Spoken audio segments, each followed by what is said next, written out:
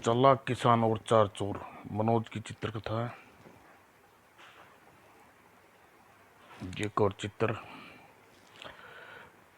एक गांव में रामधन नाम का एक भोला भाला व सीधा साधा किसान अपने परिवार के साथ रहता था। वह बहुत ईमानदार और परिश्रमी और दयालु था। एक बार बहुत अच्छी फसल हुई और मेरे बाल बच्चों के सुख भूखा नहीं रहना पड़ेगा। लेकिन लोगों के सीधेपन का फायदा उठाते और फलों की उचित कीमत नहीं देते थे। यही कारण था कि वह पटियाल था। सुनो रामदास, तुम्हारी फसल केवल देखने में अच्छी है, लेकिन इसमें कीड़े लगे हैं। ज़्यादातर बीज खराब, 20 रुपये दे सकता हूँ। बोलो मंजूर है लाला जी। आप भला झूठ क्यों बोलेंगे? घर लौटने पर और 20 रुपये, इन 20 रुपये का खर्च कितने दिन चलेगा? अरे भगवान, फसल देखने में अच्छी थी, बहुत अधिक, और देख देख भगवान, फसल देखने में अच्छी और बहुत अधिक थी, लेकिन उसमें कीड़े लगे थे। सेठ ने कर्मचंद ने 20 रुपये दिए हैं, दूसरा कोई 5 रुपये भी नहीं देता।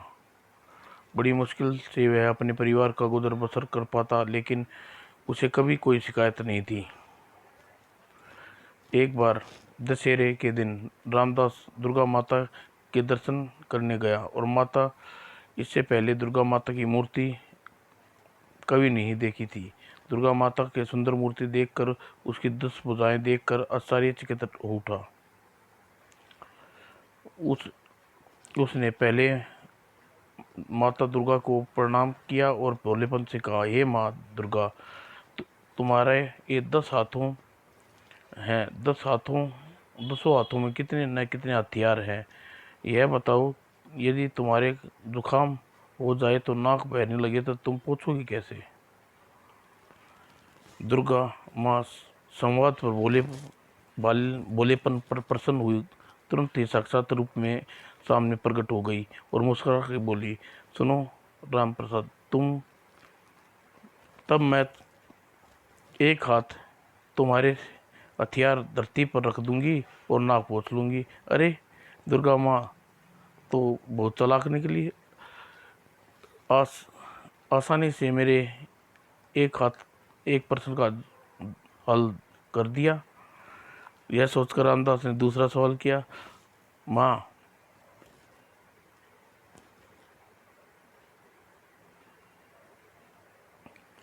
तुम्हारे आगे तो इतने सारे फूल फल मिठाइयाँ पड़ी हैं, अब ये तुम ये सब खाओगी? उह, मैं तो इन्हें छू भर लेती हूँ और मेरे भक्त लोग इन्हें खाते हैं। क्या तुम भी लोगे? रामदास के मुंह में लार टपकी लगी और तुरंत उन्हें दोनों हाथ फैला दिए। तो दो ना माँ, तुम आराम से बैठो, मैं तुम्हें परोसती हूँ। दुर्गा माँ ने अपने हाथों से रामदास को भरपेट मिठाइयाँ और फल खिलाए। लो रामदास, देखो कितना स्वादिष्ट है ये लड्डू। बस माँ, बस अब पेट फट जाएगा। इतना तो मैंने आज तक नहीं खाया जितना आज तुमने खिला दिया। फिर रामदास जाने को हुआ तो दुर्गा माँ ने ममता भरे स्वर में बोली, बेटा रामदास, मैं तुम पर बहुत प्रसन्न हूँ। कोई और वर मांगो। वर?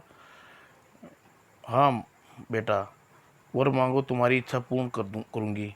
रामदास उलझन में पड़ गया। उसकी समझ में कुछ अब तक किसी चीज़ की अभाव न था। भरपेट सत्तू और मांड भात मिल जाती थी, चिंता की कोई बात नहीं थी। क्या वर मांगूं, जिंदगी तो कट रही है आराम से। जब वह सीधे साधे रामदास की समझ में काफ़ी सोच विचार ने नहीं आया तो वो भोलेपन से बोला, माँ मेरी समझ में तो कुछ नहीं आ रहा कि तुमसे क्या वर मांगूं। क्या ऐसा नहीं हो सकता कि मैं अपनी पत्नी से पूछकर कल तुमसे वर मांग लूं? हाँ हाँ, क्यों नहीं हो सकता है। जाओ तुम अपनी पत्नी से विचार विमर्श करके जो वर चाहिए कल मैं इसी समय आ कर बताना। ठीक है माँ, अब मैं चलता हूँ। और दुर्गा माँ से छुट्टी लेकर रामदास तेज तेज कदमों से अपने घर की ओर चल पड़ा। वह पार्वती सुनेगी तो खुश हो से झूम उठेगी। समझदार है तो है, हो सकता है कोई अच्छा सा वर मांगने पर सुझाव दे दे। घर पहुंचकर पार्वती ने सारा किस्सा कह सुनाया। दुर्गा माँ मुझे पर प्रसन्न है, वह देना चाहती है। अब तुम बताओ क्या वर मांगूं? थोड़ा ठहरो, अभी बताती हूँ सोच कर।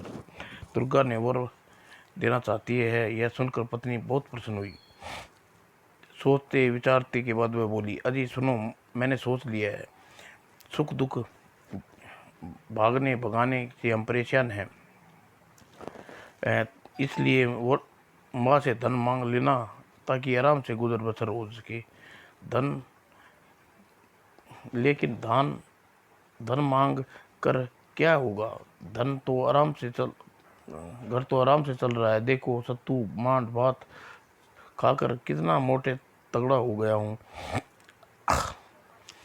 पार्वती अपने पति के भोलेपन पर माथा पीटती हुई झल्लाए स्वर में बोली, आपकी इस मूर्खता के कारण तो यह दिन देखने पड़ रहे हैं, वरना कितना परिश्रम करते हैं और अन्न उपजाते हैं, उससे हम दिन बड़े आराम से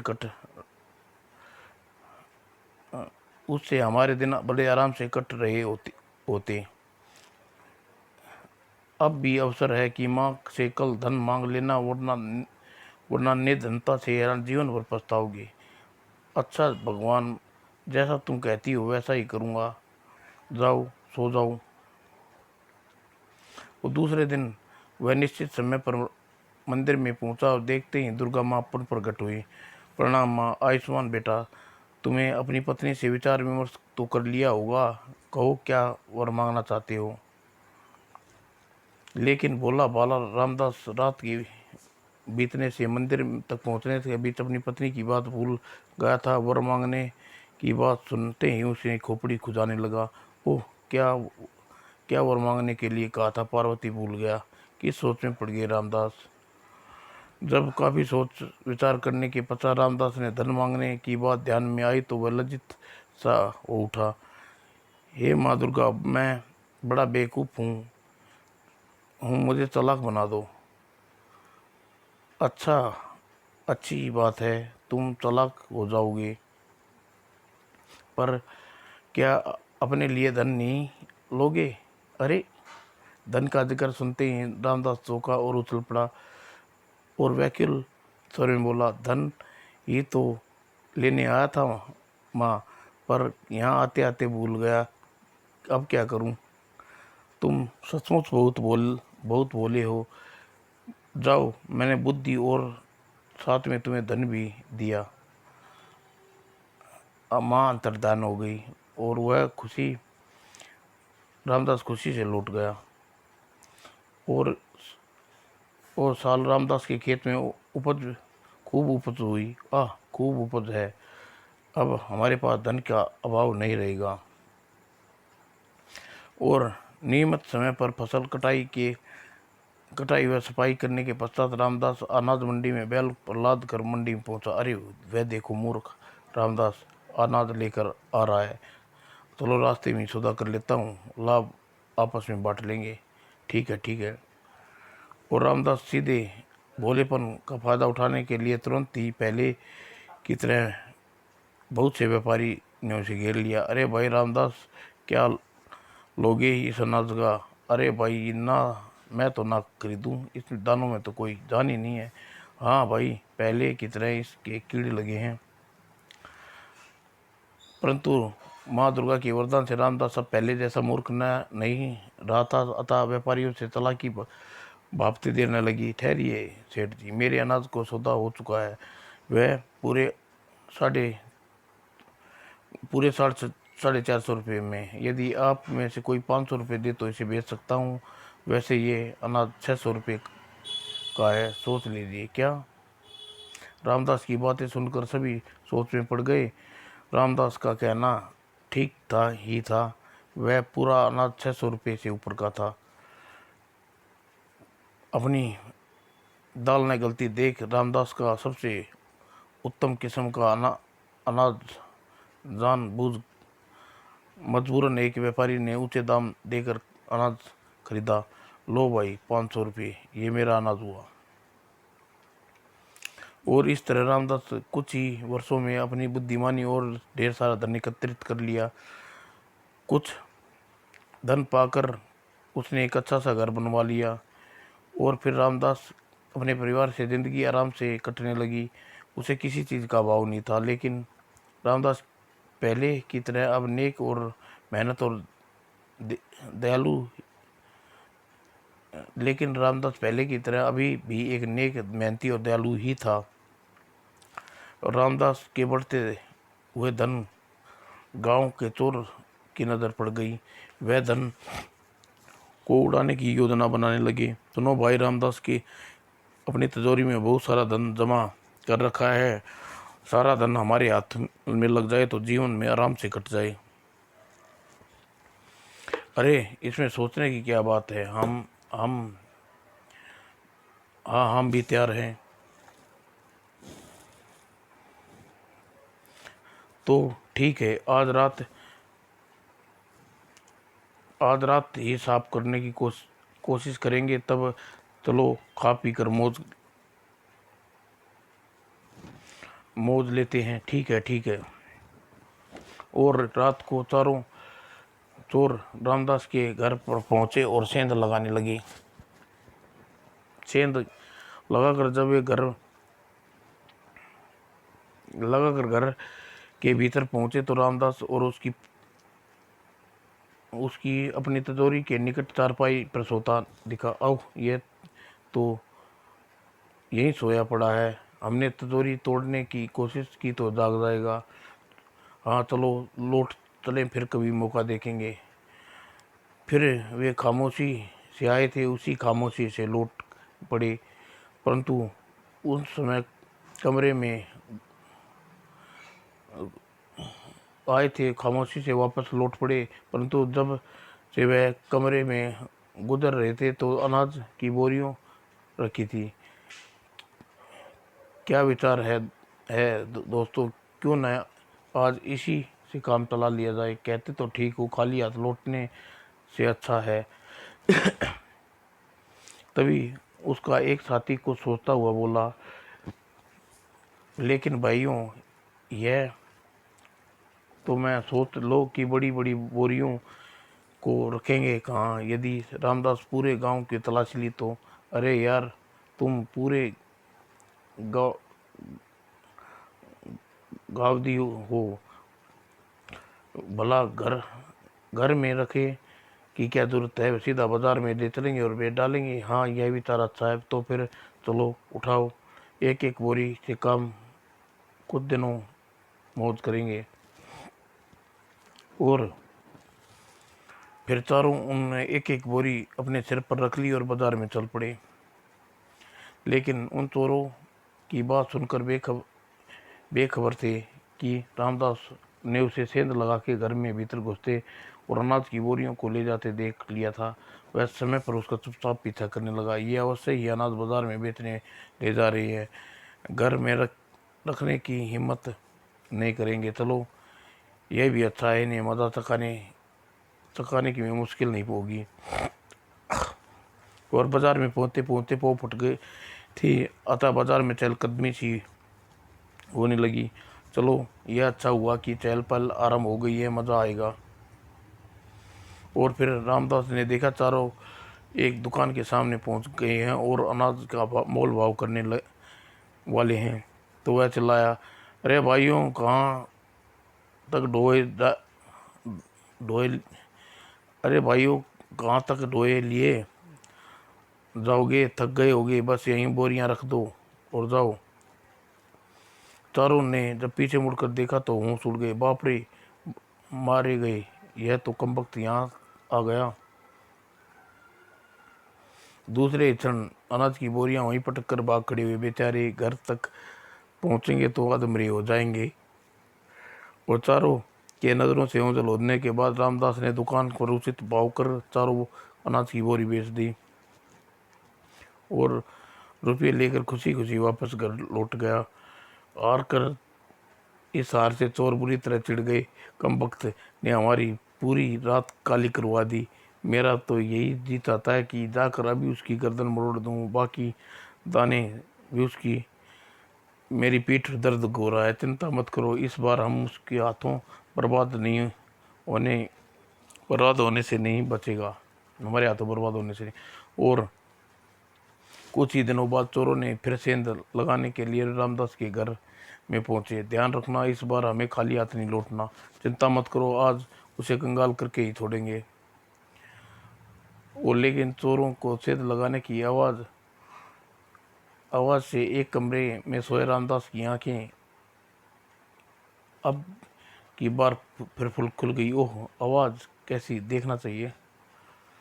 और खिड़की के बाहर जाग कर दे उसका माथा ठनकाओ तो ये तो वही चोर मालूम पड़ते हैं।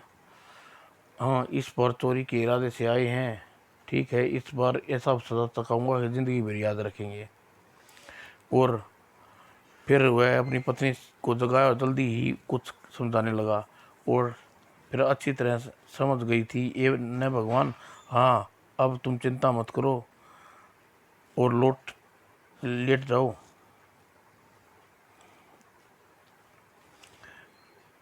उनके पास दोनों बहाना बनाकर चारपाई पे लेट गए और चोरों के घर में घुसकर कमरे में पहुंचे तथा रामदास की पत्नी सोई हुई थी। शुक्र है गहरी नींद में सो रही हैं। और यह भी हमारे लिए अच्छा हुआ कि आज तिजोरी वाले कमरे में नहीं सोए। सीसी, तुम चुप रहो, हमें आहिस्ता से में खड़े होकर तिजोरी वाले कमरे में पहुंचना है। और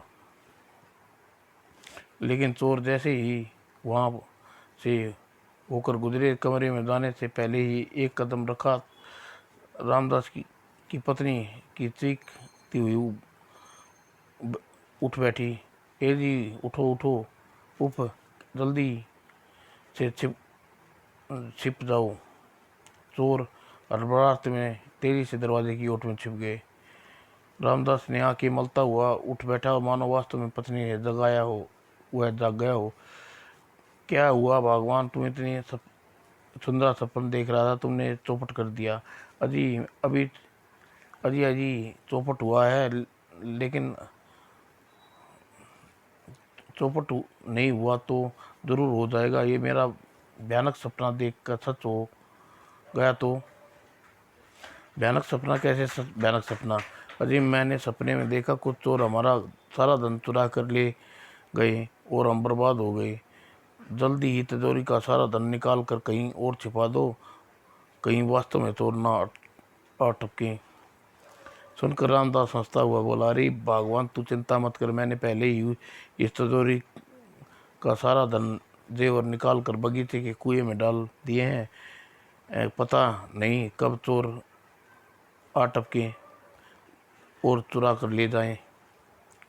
सुनकर पत्नी प्रशंसा हो उठी। वाह जी, आप तो वास्तव में बहुत चालाक हो गए हो। चोरों ने यदि तिजोरी पर हाथ साफ करना चाहा तो मुझे मुंह की खानी पड़ेगी। हाँ, चलो सो जाओ, कहीं चोर ने हमारी बातें सुन ली तो गड़बड़ हो जाएगी। उसके बाद पुन अपनी अपनी चारपाई पर लेट गए। दरवाजे के पीछे खड़ी उसकी बात सुनकर चोरों की खुशी का ठिकाना न रहा। चलो, यह भी अच्छा हुआ कि हम तिजोरी को तोड़ने का कष्ट नहीं उठाना पड़ा। चलो कुएं के चलते हैं। हाँ चलो, कम वक्त बहुत चालाक बनता है, सुबह उठने पर पता चलेगा।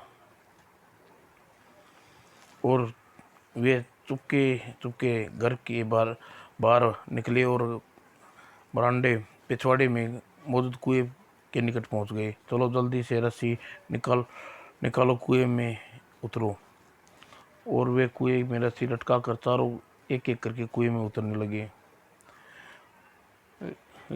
लेकिन बेचारे को क्या मालूम था कि सूखे कुएं में असंख्य ततैयें अपने घर बना रखा है और रामदास ने जानबूझकर मजा चखाने के लिए वहां भेजा था।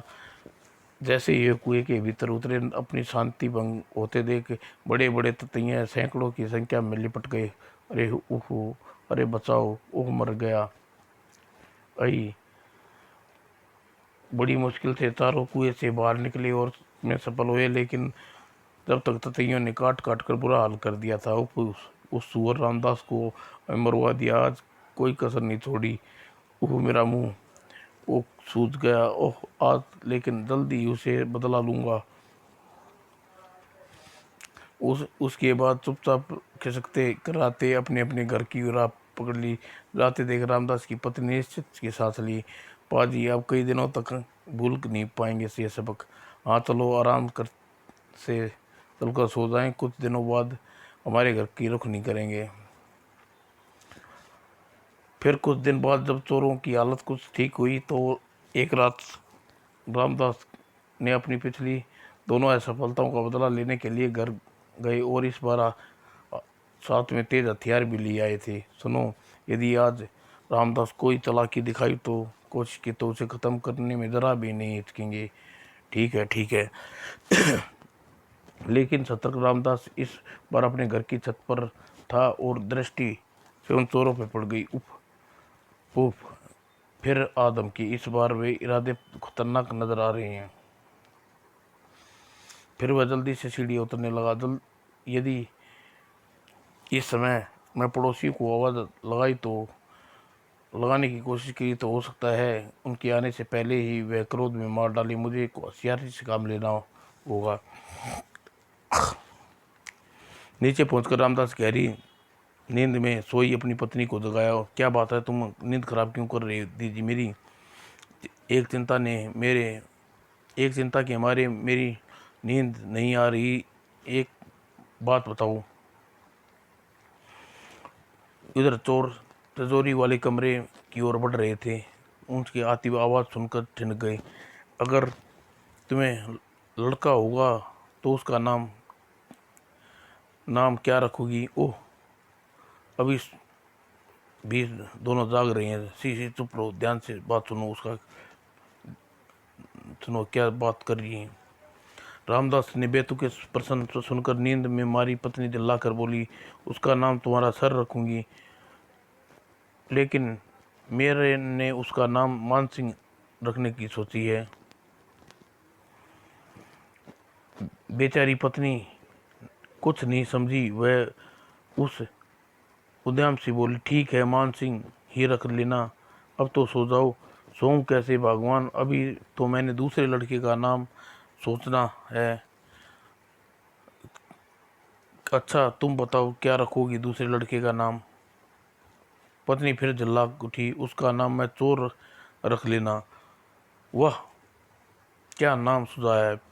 पहले का नाम मानसिंह, दूसरे का नाम चोर। तुम कितने समझदार हो भगवान।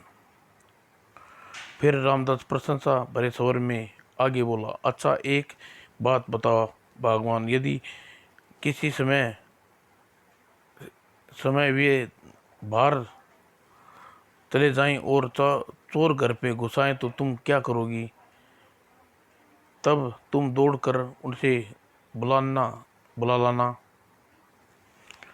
गलत भला उन्हें आने से पहले चोर हमें मार न डालें तो मैं यहीं से ना उन चिल्लाकर उन्हें पुकारूंगा। और रामदास ने जोर से चिल्लाने लगा, मान सिंह चोर, मान सिंह जल्दी आओ रे चोर, चोर जल्दी। और राम दरबार के पड़ोसी मान सिंह नाम का एक पहलवान रहता था।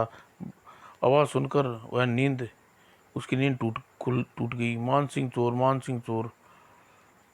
अरे यह क्या, रामदास की आवाज़, शायद उसके घर में चोर घुस आए हैं। जल्दी पड़ोसियों को एकत्रित करूं और अन्न फन सभी लोगों को एकत्रित कर या और लाठियां लेकर वो रामदास के घर की ओर चल पड़े।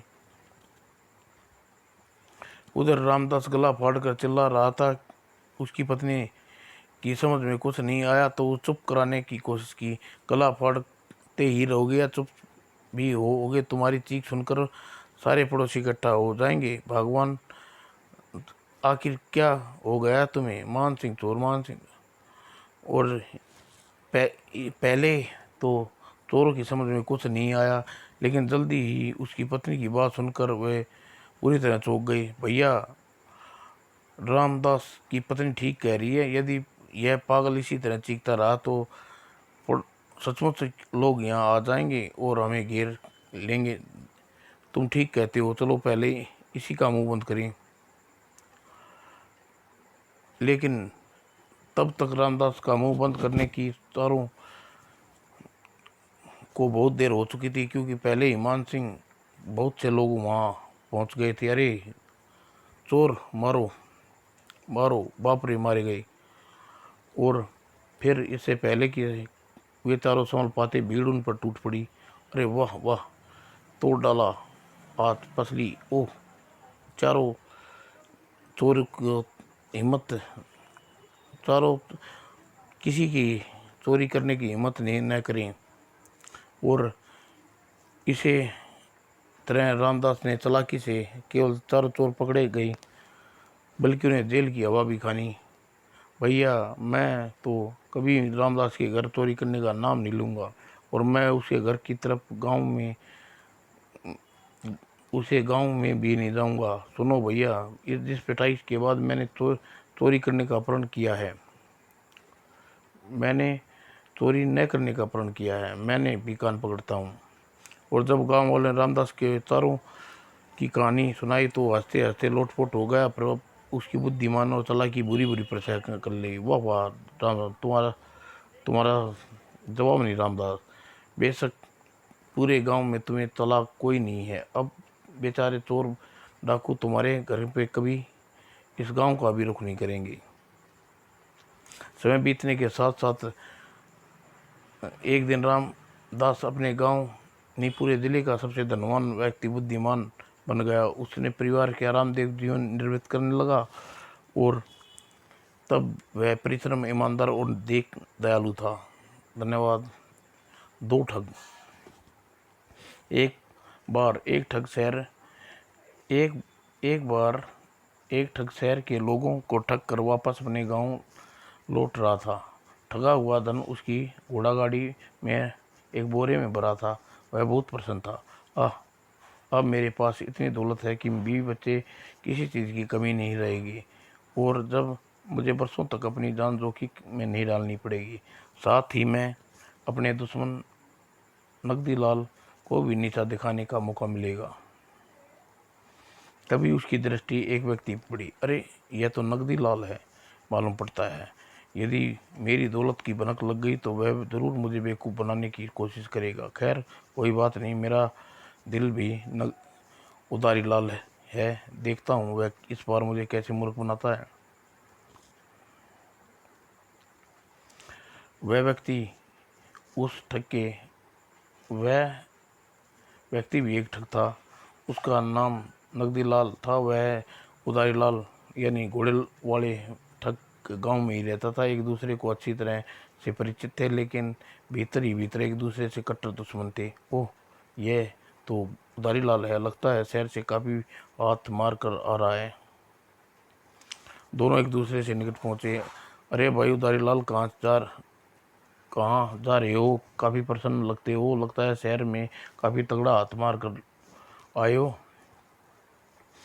उसकी बात सुनकर उदारीलाल मन ही मन क्रोधित हो गया, और प्रकट में उसे वह उदास स्वर में बोला, अरे नहीं भाई, तुम गलत समझ रहे हो। मैं तो ठगी का धंधा कभी का छोड़ दिया। आजकल तो मैंने गल्ले का छोटा मोटा व्यापार कर रहा हूँ बस भाई, किसी तरह गुजारा चल रहा है। उदारीलाल की बात सुनकर नगदीलाल मन मन मुस्कुराया। उससे सहानुभूति जताता हुआ अपने तब भरे स्वर में बोला, शायद अनाज शहर में की मंडी से ले जाने के लिए तुम्हें यह मरियल सी घोड़ा गाड़ी खरीदी है। हाँ भाई, लेकिन आज यह मरियल घोड़ा गाड़ी की तरह किस्मत भी खोटी निकली। अनाज केवल एक बोरा ही शहर में ले गया था, मगर वह भी नहीं बिका। उधर उदारीलाल, व्यापार में तो मंदा मंदा चलता ही रहता है, लेकिन व्यापार तुमने अच्छा शुरू कर दिया। मैं ये ठगी छोड़कर पहले गल्ले का व्यापार करने की सोच रहा था, लेकिन तजुर्बा नहीं है, इसलिए चलता हूँ। तुम्हें तुम्हारी परेशानी तुम्हारी प्रॉमिस से ज़रूर ज़रूर, तब जब चाहे घर आ जाना। ठीक है भाई, अभी तो मैं शहर जा रहा हूँ, वापस लौटूंगा तो तुमसे मिलूंगा। और फिर आपस में विदा लेकर उदारी लाल और घोड़ा गाड़ी आगे बढ़ा दी। ईश्वर का शुक्र है, कम वक्त आसानी से पीछा छूट गया। कुछ आगे बढ़ने पर नगदी लाल पलटा। मुझे मूर्ख समझता है, नोटों से भरी बोरी और अनाज की बोरी बताता है। मैंने भी इसे दो का पहाड़ा नहीं पड़ा, तो मेरा नाम भी नगदी लाल नहीं। उधर उदारी लाल के घोड़ा सहित उसकी नज़रों से पूर्णतः उज्जवल हो गया, तो वह भी कच्चे मार्ग से उतर कर तेजी से आगे बढ़ने लगा। इस कच्चे मार्ग से पहले उससे पहले निकल जाऊंगा। और उधर दूर चलते चलते पश्चात एक मुख्य सड़क पर आ गया। अभी यह काफ़ी दूर होगा, अपना माया जाल बिछा दूं। दूसरे क्षण उसने एक कंधे में लटकी पोटली खुली और उस चमकता दी देवदार की एक जूती निकाल कर सड़क के बीच में रख दी। ओह जा, तो यह रहा शहर। उस जूती को जोड़ी इस लोगों को ठगने के लिए ठगा जाएगा बेचारा उधारी लाल। और फिर उस पुन तेजी से कच्चे रास्ते से दौड़ता हुआ गया। कितना मजा आएगा जब यह जूती के चक्कर में सारा दिन हाथ से गवा बैठेगा। कम वक्त हर समय मुझे नीचा दिखाने की कोशिश में लगा रहता है। और काफ़ी दूर निकलने के पश्चात वह पुन सड़क पर पहुंचा और उसने पोटली से जोड़ी की दूसरी जूती निकाली और वह सड़क के बीच में रख दी। अब यह मरील घोड़ा गाड़ी यहाँ पहली जूती और पहुंचने पर लगभग 1 घंटा लग जाएगा, जबकि कच्चे रास्ते से पैदल पहुंचने में केवल 10 मिनट यहाँ पहुँच की बचत है। लालच में वहाँ तक पैदल ही जाने की सोचेगा। मेरी प्यारी जूती इस तरह डालना मेरी अकल पर पत्थर। उसके बाद वह निकट में झाड़ियों में जा छिपा। काफ़ी देर बाद उदारीलाल घोड़ा हाँकता हुआ वह जूती के पास पहुंचा। आह, कितनी शानदार जूती, कीमती मालूम पड़ती है। तुरंत ही गाड़ी उसे उतरा और उसने जूती उठाई और दूसरी जूती नज़र नहीं आ रही। इसका एक जोड़ी आपस में कहीं दिखाई दी तो बहुत समय बाद मेरी ऐसी जूती पहनने को तमन्ना थी, लेकिन बेकार। भला एक जूती को वो मेरे किस काम की। और वह जूती को वहीं छोड़ वह घोड़ा गाड़ी पर सवार होकर आगे बढ़ गया। काश दूसरी जूती मिल जाती तो मेरी वर्षों की असरत पूरी हो जाती। वो लगभग वह 2 मील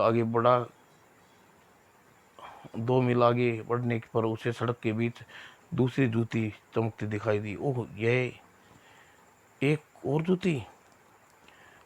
ओह, यह तो पहले वाली जूती का जोड़ीदार मालूम होती है। कितना मूर्ख था, यदि वह जूती उठा ले आता तो मेरे पास एक कीमती सुंदर जरी की काम वाला जूतियों का जोड़ा होता। अब मेरी वर्षों की तमन्ना मुफ्त पूरी हो गई होती। लेकिन अब भी यदि अपनी इस मरियल घोड़ी से पहले वाली जूती को लाने जाता हूँ तो कम से कम 1 घंटा तो लग जाएगा, और हो सकता है इस बीच में जूती का कोई उठा ले जाए। उसने निगाह खोज में इधर उधर देखी। यदि कच्चे मार्ग से जाऊं तो वहां तक पहुंचने में केवल 10 मिनट लगेंगे। आसपास तो कोई दूर तक कोई नहीं है। भला गाड़ी कौन में नोटों से भरी बोरी कौन उठाएगा। और यही सोच उसने एक रात में पेड़ बांधे और जूती लेने के लिए कच्चे मार्ग पर दौड़ लगा दी। वाह मेरी ओ मारा, योजना मेरी कामयाब हो गई। और उधर उदयलाल ने वहां से जाते ही नगदीलाल झट से झाड़ियों के बाहर निकलाया, नोटों भरी बोरी कंधे पर लाद वह सरपट अपने घर की तरफ दौड़ पड़ा। और घर पहुंचकर उसने पत्नी को सारी बात बताई। फिर चिंता से बोला, तुम जल्दी से पूरा धन भूसे के ढेर में छुपा दो और बाग मैं बाग से अंधे कुएं में जाकर छिप जाता हूँ। और उधारी आला लाए तो कह देना शहर गए हैं, अभी तक लौटे नहीं हैं कराए। ठीक है, तुम किसी बात की चिंता न करो, मैं संभाल लूँगी। फिर नगदी लाल पास वाले बाग के कुएं में जाकर छिप गया। और उधर उधारी लाल मुझे न पाकर माथा ठन पीट कर रह जाएगा।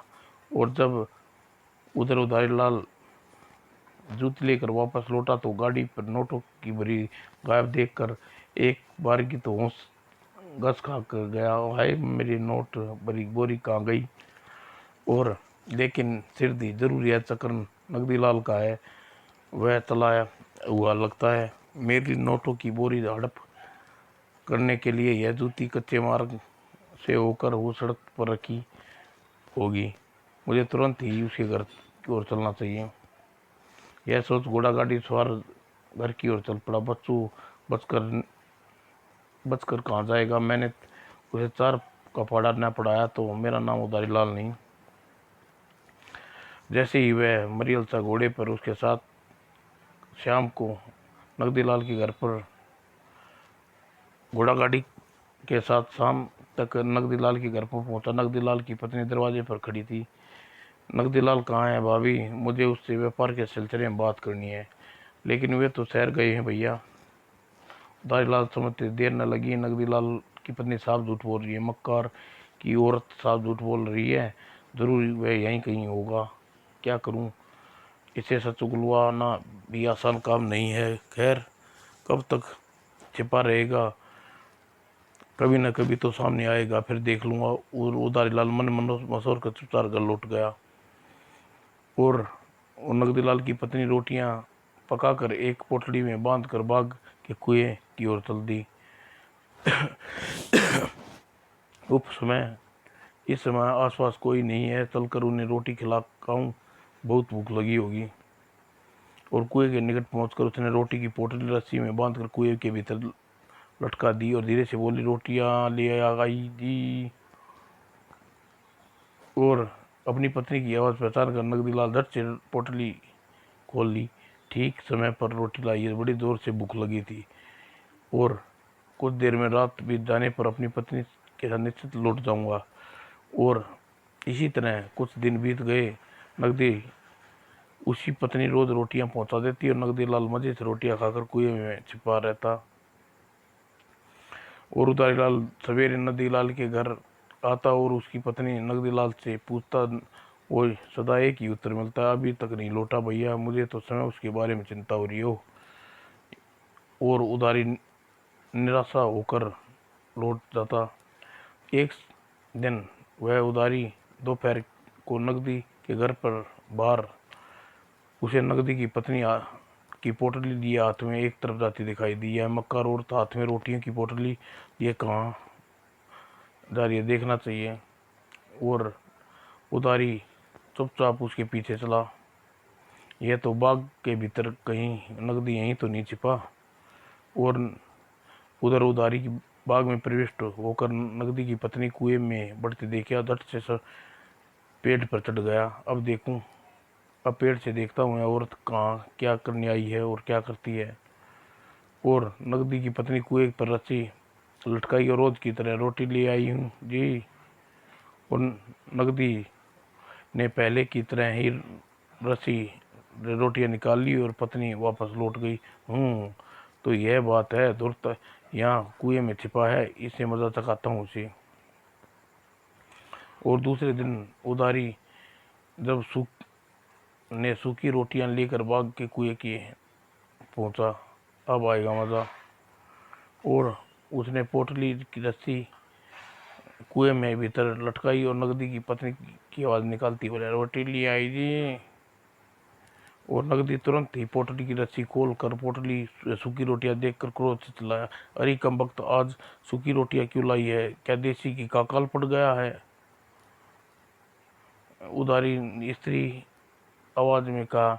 घी अकाल तो नहीं पड़ा, लेकिन पैसे की ज़रूरत पड़ी है। क्या घर में घी खरीदने के लिए फूटी कौड़ी भी नहीं है, इसलिए बिना चौपड़ी रोटी ले आई क्या? नगदी ने चिंतित होकर कहा। घर में एक फूटी कौड़ी भी नहीं है? अरे भगवान, कहीं तेरा दिमाग खराब नहीं हो गया?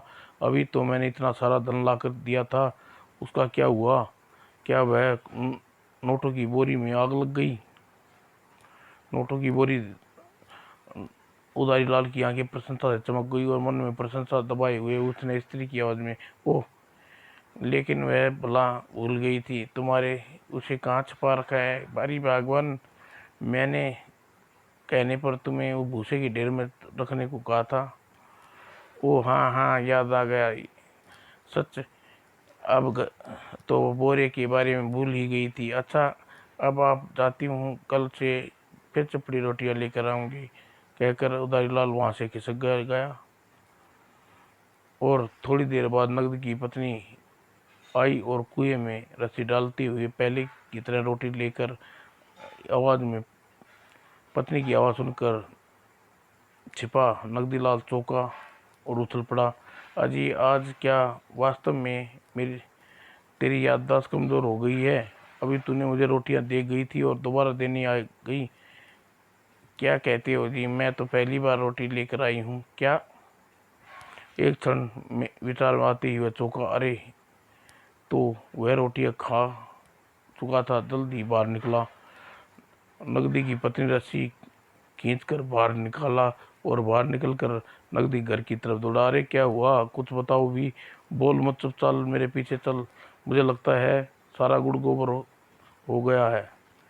और घर में पहुंचकर नगदी ने माथा पटका। आए, मैं नोटों की बोरी कहाँ गई? अरे, गई नहीं, बल्कि वही वही अदारी का बच्चा हमें कच्चा देख गया। अफसोस तो यह बात का है कि कीमती जूतियां भी उसके चक्कर में हाथ से जाती रही। समाप्त दोस्तों।